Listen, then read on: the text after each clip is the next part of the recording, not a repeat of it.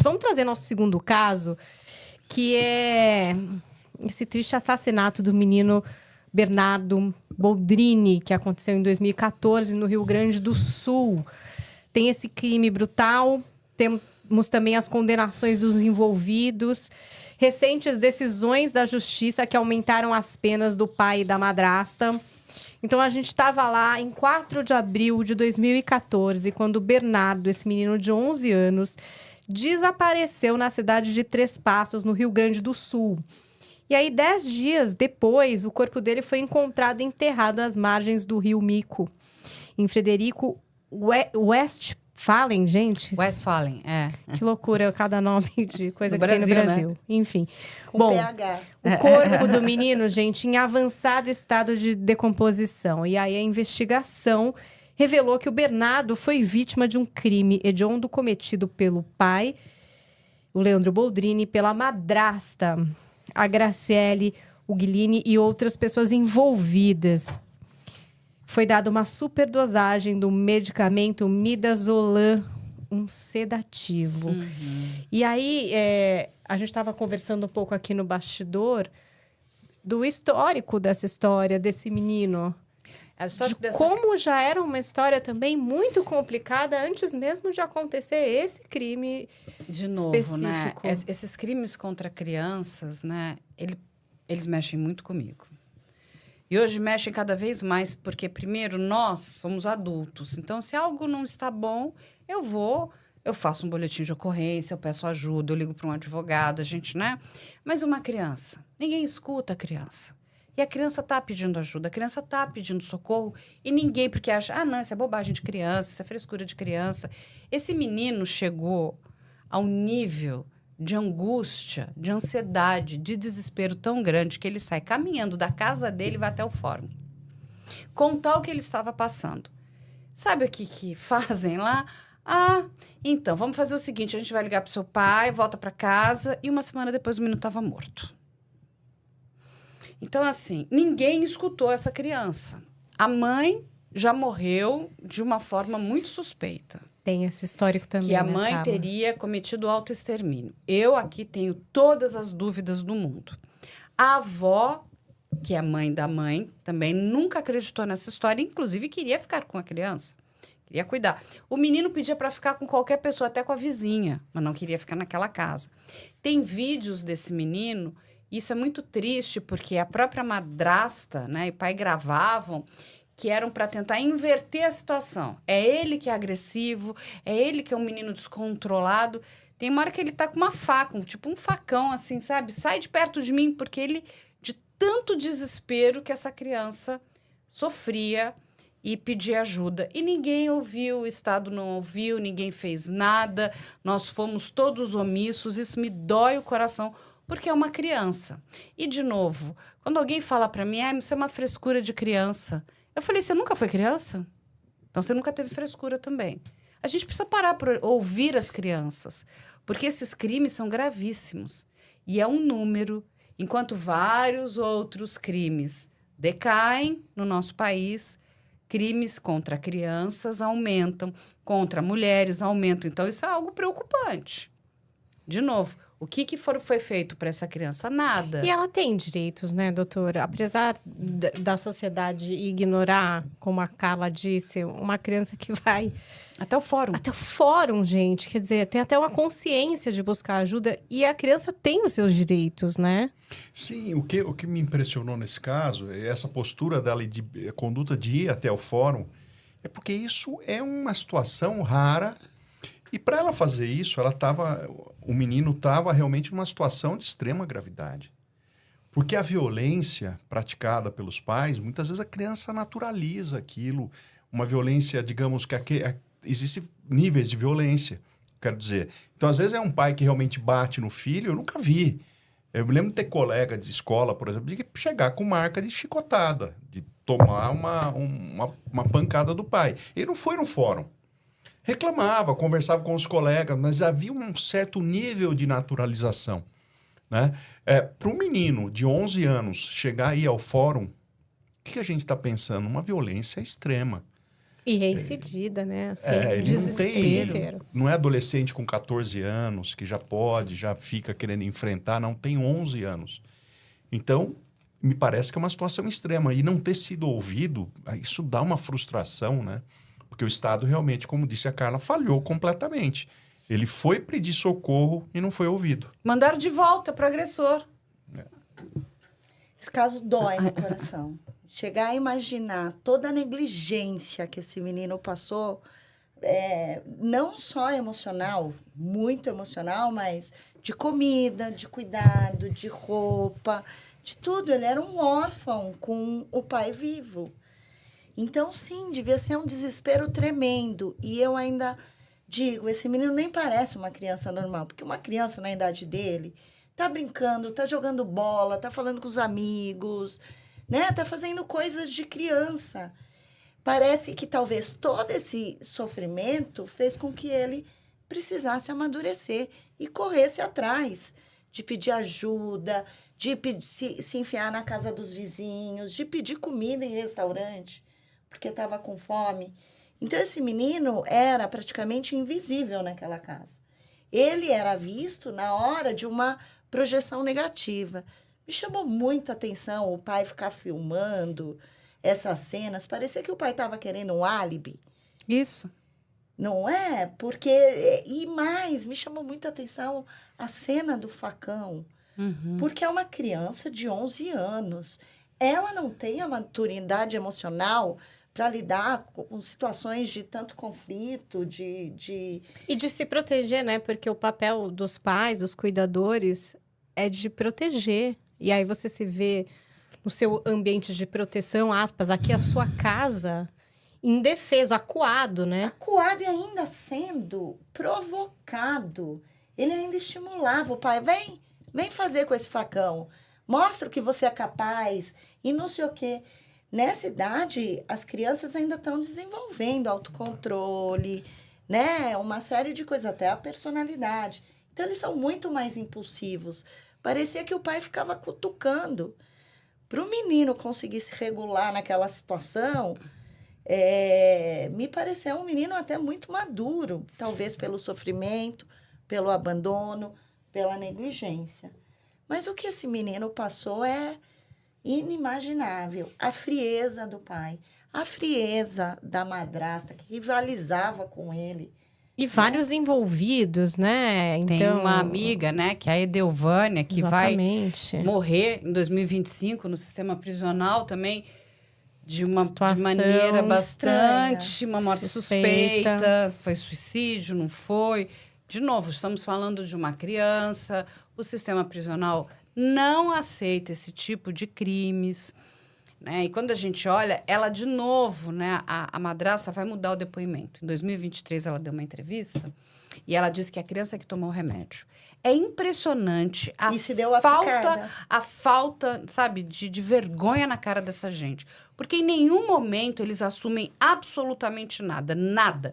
É sempre culpa da vítima, é culpa do outro, a criança que tomou o remédio, E assim, só falta dizer também que a criança que se enfiou na mala e a criança que jogou cal. Exato, ela foi encontrada numa cova, gente. Entendeu? Foi ela que fez surreal. tudo, né? E essa cova também, acho que foi o irmão da amiga, que Da fez a Edelvânia. cova. E Quer que dizer, teve que abrir a cova antes. Então quer uma dizer, super premeditação. premeditado mesmo, muito pensado. É estarrecedor esse crime, E aí, né? qual é a motivação? Essa que é a de cortar o coração. Dinheiro. O menino, né, recebeu a herança da mãe e eles queriam ter o controle desse dinheiro. Então, de novo, tem muitos crimes contra crianças que são abjetos, horrorosos. Mas eu acho que esse, então, que tem a motivação financeira, eu quero ter o dinheiro. E, assim, o doutor Nabuco está aqui, a Cris, né? Paulinha está se juntando a esse universo também. Gente, não existe crime perfeito. Você será pego, entende? Sabe quanto que você vai receber? 0, porque, não é? Você se torna o quê? Indigno, correto, Sim, doutor? Correto. E a gente tem visto, nesses programas que eu participo, é muito comum isso. A pessoa faz uma trama envolve outras pessoas, é um para executar, um para enterrar, Na um para promessa dar de um tiro ganho, e né? assim por diante. E é tudo muito mal feito. Ele é extremamente repugnante pela gravidade, né? Às vezes mata esposa, marido, filho, e etc. Nesse caso é um filho. É muito repugnante, mas ao mesmo tempo sempre muito burro. Assim, mal planejado e de uma investigação que não é tão difícil de ser feita, né? Então é sempre... eu sempre digo, uso essa imagem. Constrói um castelinho, combinam uma coisa e facilmente você tira uma peça e cai tudo, né? Cai aquele castelo, cai aquela história toda, porque ela é muito mal contada, né? Agora, em relação às penas, doutor, o que você entende? Bom, nós temos aqui um homicídio, a pena foi fixada em 31 anos e 8 meses, né? É uma pena acima do mínimo legal, inclusive, porque tinha causa de aumento de pena. Então, aqui, causa de aumento de pena é quando a lei diz, é diferente de qualificador, é diferente de circunstância que você fixa. A lei, quando ela fala crime cometido contra menor de 14 anos, aumenta-se, por exemplo, em 1/3. Esse aumento de pena pode levar a pena acima do máximo, né? Por causa de aumento de pena. Agravante, não. É uma coisa super técnica, fixação de pena. É difícil. muito técnico, porque não dá para entender Eu como tento evitar só o juridiquês, mas... esse tempo, né? A gente fica meio assim... Agora, por exemplo, a gente sabe, máximo é 40... Pra mim é mínimo 40, sabe assim? Você pensa assim, pra um crime desse... Porque você não traz Gostaria a de criança mínimo se a gente, 40, se né? a gente comparar com o antecedente, lá ele pegou 98 por 3 crimes. 3 crimes. Né? Então, a Sim. pena está aproximada. Aqui, 31 anos, né? É mais ou menos aí o limite mesmo. Porque a pena de 40 anos é o máximo para ser cumprido. Sim. Mas a pena máxima do homicídio é de 30 anos. Que é pouco, né? Pra uma O criança, feminicídio já gente. aumentou, não é O isso? feminicídio aumentou. Pra 40. 40 Máximo é anos. Mas não é só a madrasta que está em regime fechado? Ele O pai já não também. tá? Não, o pai também. Pelo que eu tinha entendido, ele também estava. Ele Tá, ele teve eu um fiquei com aumento dúvida, de por isso que- pena agora, né? A pena dele foi aumentada, correto? O que eu tenho aqui é 31 Então, anos, né? Ficou o resultado, não é Então, isso? ele tinha pedido uma revisão, que aí é normal, né? O doutor pode explicar também, que aí vão entrar, e aí é uma parte burocrática, e nessa revisão, suposta revisão, ele teve um aumento da pena dele. Ah, que... Houve uma nulidade, o Tribunal de Justiça anulou o júri, ele foi julgado novamente e teve uma pena de 31 anos e 8 meses de prisão. E aí, em relação a esse dinheiro, que seria a motivação, ele nunca vai ter acesso. Não vai. É que nem a Suzane. Você matou o seu parente para ter esse benefício financeiro, aí é na área civil. Você se torna indigno. Então, você não receberá absolutamente nada.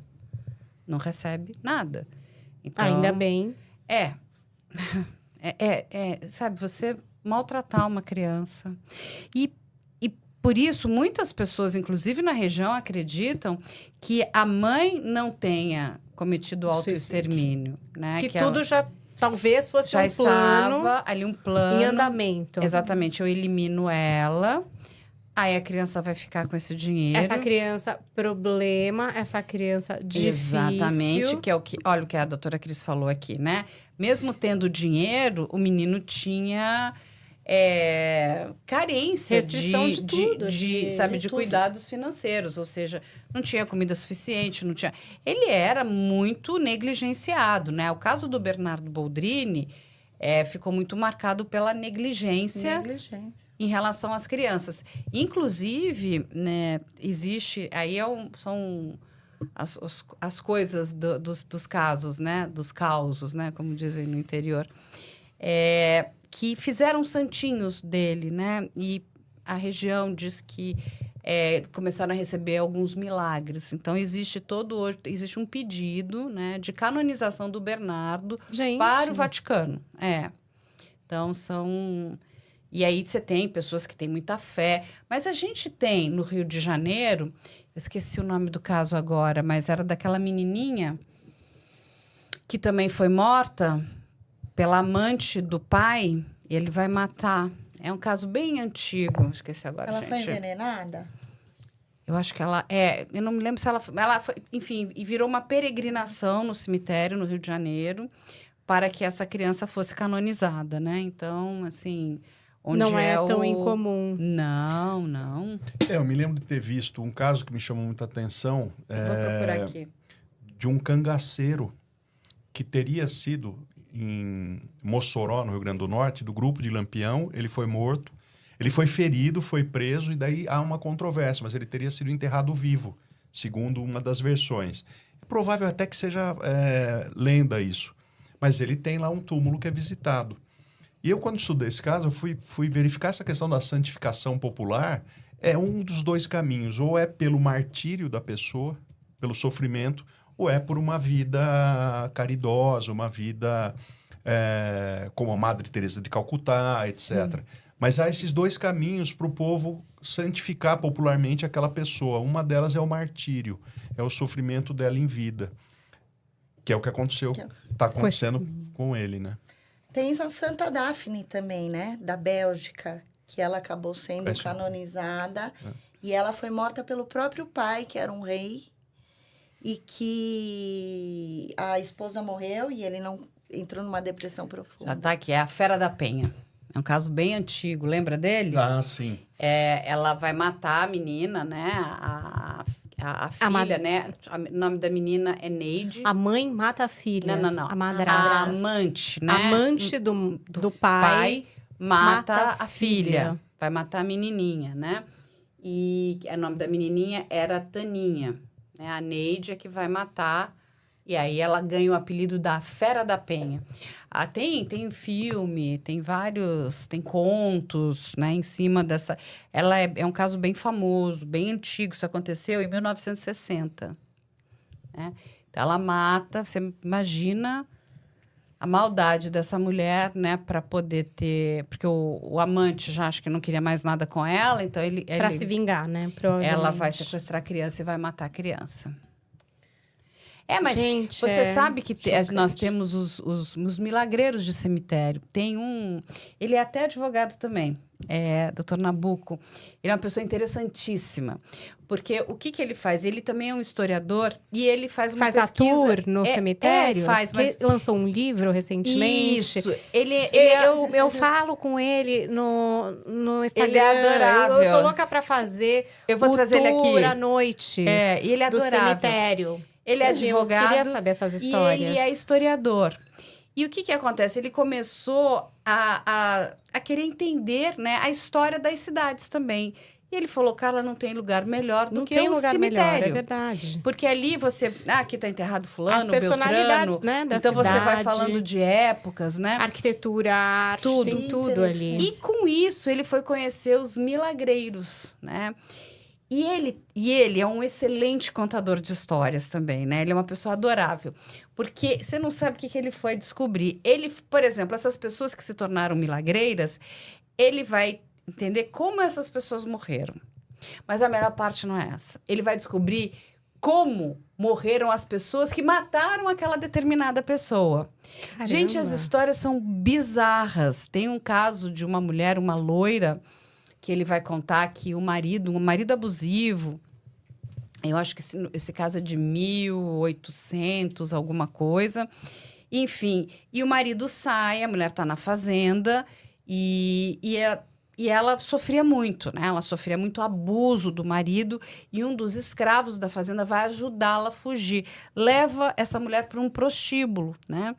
Para que ela pudesse fugir, empregar pra qualquer fuga. Lugar, Ele volta, vai surrar o escravo, vai matar esse escravo e vai atrás da mulher. Quando ele chega lá no prostíbulo, as mulheres, né, do local do job vão protegê-la. Não, aqui você não entra, né? Muito legal, né? Assim, só que ele vai arrumar uma maneira uma engenharia social, lá já naquela época, de enganá-la, dizendo que alguém iria retirá-la para levar para um parente. Só que era ele. Ele vai pegar essa mulher e vai matá-la. Mas a melhor parte é como ele vai morrer. Porque é ele com mais outros 2 homens. E aí tem um dia que ele está na fazenda com um caminhão de boi e um deles, uma árvore vai cair por cima do homem. O caminhão de boi, ele vai atolar. O marido vai se enfiar no meio do caminhão de boi, ele é cortado ao meio. E aí, assim, ele tem todas as histórias porque ele foi procurar, ele vai nos registros para saber como é que... E, assim, essas pessoas que cometeram crimes gravíssimos têm fins horríveis. Caramba. Então, assim, eu falei, gente, olha as histórias, né? E aí ele vai contar, porque enfim, tem uma devoção, né, em cima. Então, Desses as pessoas milagreiros dizem que acreditam, que viram a mulher. E aí acontece hoje o mesmo com o Bernardo. Pediram, né? Existe um grupo de pessoas que está pedindo a canonização porque teriam recebido ali algum milagre, alguma iluminação, alguma alguma bênção, coisa. alguma coisa desse menino. Então, existe ali toda a cidade, né? É um caso muito chocante, né, gente? Pra Nossa, é criança. muito chocante o fato dele ter buscado ajuda e ter recebido Pra um mim grande também. nada, assim. Sim. Ter recebido... Talvez ter até adiantado esse processo, né, desse crime, porque ele começou a chamar a atenção, de alguma forma. Ele iria denunciar o que estava Incomodou acontecendo mais, com né? ele. Incomodou mais. Agora, sabe uma coisa que me veio à cabeça vendo isso? Comecei a me recordar de como a gente, até hoje, tem gente que naturaliza a violência dos pais contra os filhos. Nas redes sociais, é comum a gente encontrar... Outro dia mesmo eu vi um que era assim... Qual psicólogo que te atendeu quando você era criança? E tem lá a imagem. Um chinelo havaiana, um cabo de vassoura, Nossa. não lembro se era um chicote, etc. Chicote era usado Era também. usado. E as pessoas brincam com isso até hoje. É Quando uma aquela coisa- história, né? Nos anos 80, tipo... É. Gente, não é mais os anos Nos 80. 80. Todo mundo já sabe que várias coisas que aconteciam ali não eram boas. Ah, mas a gente ficou ótimo. Será? Será? Não, a violência que a gente nunca ficou é boa ótimo? conselheira. É. E as pessoas, elas podem, nunca vão cometer crimes, né? Mas elas têm traumas, não é, doutora Tem. Cris? Tem. Você tem que lidar com E eu isso não a vida sei se inteira. a gente ficou ótimo. Eu acho que era uma outra forma. O que a gente tinha, talvez não da melhor forma, era limite. E eu acho que isso está faltando muito hoje em dia. Limite, trabalhar valores, questão de Empatia. convivência em sociedade, empatia, respeito.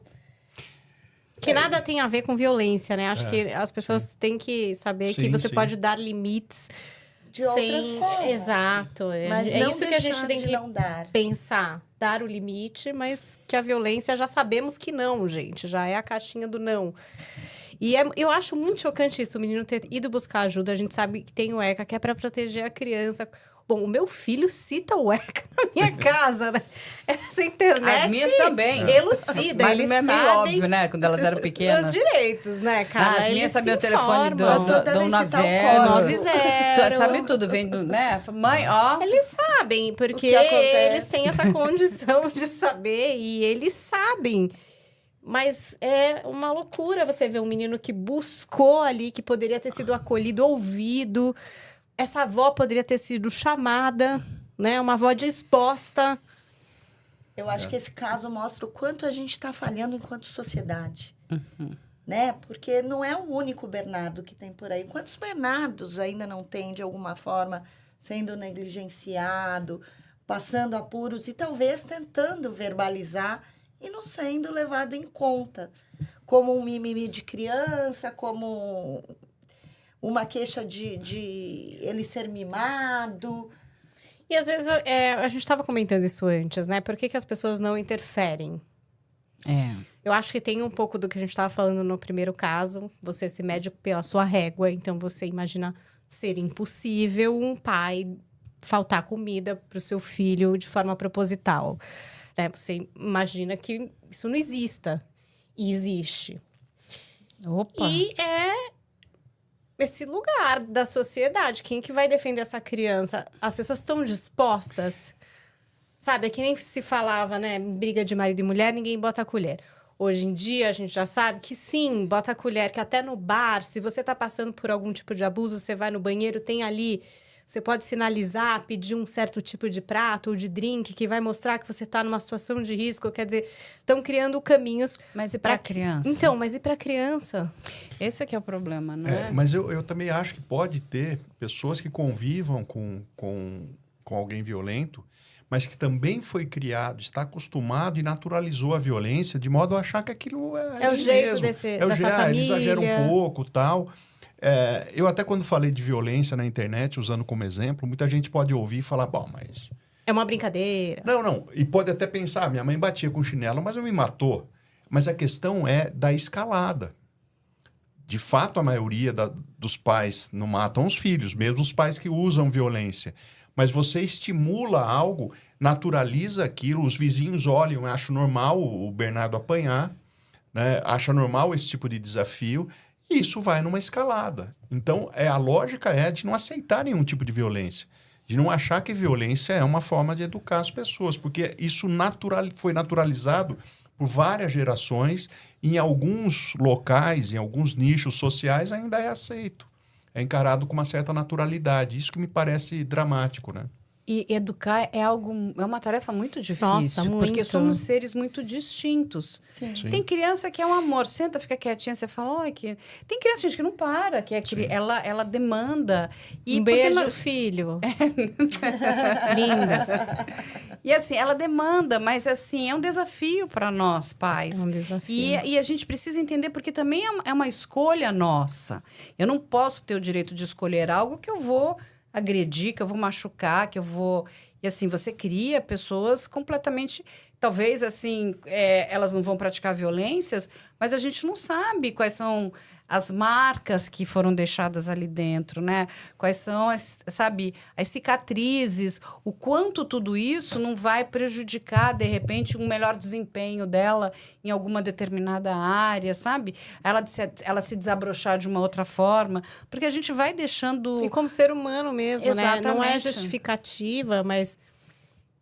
Mesmo esses abusadores e agressivos, muitas vezes é porque também tiveram uma infância que deu esse tipo de exemplo. Não justifica. Muitos tiveram também infância, né, violentas e não se transformaram em abusadores ou agressivos.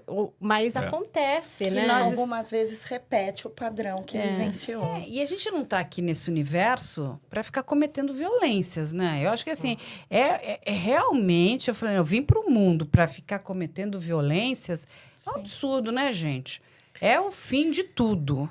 E põe a gente para pensar, nem todo mundo nasceu para ser pai e mãe. Sim. E tudo bem. Tá tudo certo. Tá tudo bem, porque às vezes essa negligência, essa rejeição, rejeição, esse abandono é tão violento. É porque as pessoas ainda vivem essa consequência, o filho como consequência, né? Assim, não como um pensamento, uma intenção, casamento né? para reprodução. Não, gente, eu acho que nós somos seres, né, inteligentes. Pensantes já. Pensantes, né? Faz então, um tempo. assim... o filho precisa ser desejado, precisa ser amado, precisa ser querido. E é pra vida toda. E cuidado, né? Eu não entendo, tem uma gente responsabilidade que faz gigante, isso com né? bichinho, né? Pega Ai, tô louca pra ter um cachorro. Aí tem um cachorro... Gente, mas ele dá muito trabalho. Pois é. Ele dá trabalho e ele vai dar trabalho, então não quero mais, devolve. A quantidade de vídeos, eu até falei isso hoje de manhã com o Paulo Matias, de pessoas que jogam os animais no meio da rodovia, abandonam. Você imagina o bichinho? Eu falei, como? Então, assim, não é uma boneca. Um filho não é uma boneca, uma filha não é uma boneca, um animal de estimação não é uma coisa que você joga fora e não quer mais. Você também não faz isso. Então, assim, isso que a gente tem que parar para pensar, porque, né? Sim. É muita... Olha, queria agradecer vocês que estiveram com a gente aqui no nosso chat. A Regina está perguntando qual é o nome do documentário do caso do Rafael. É o assassinato do ator Rafael Miguel. Tá na HBO Max, que voltou a ser HBO Max. Agora era a Max, agora é HBO Max de novo. Vai voltar com a HBO. Porque a HBO, a Discovery, comprou a Warner. Mas, então, tava tudo... Eles tinham pensado num streaming único. Ia ser só Max. Botar tudo lá dentro. Mas aí entenderam que são públicos distintos, né? Quem gosta de ficção vai ficar com a HBO. Quem gosta da área de documentários vai ficar com a Discovery. Continua a mesma empresa, mas eles vão ter dois dois melhor streamings. para todo mundo entender melhor também.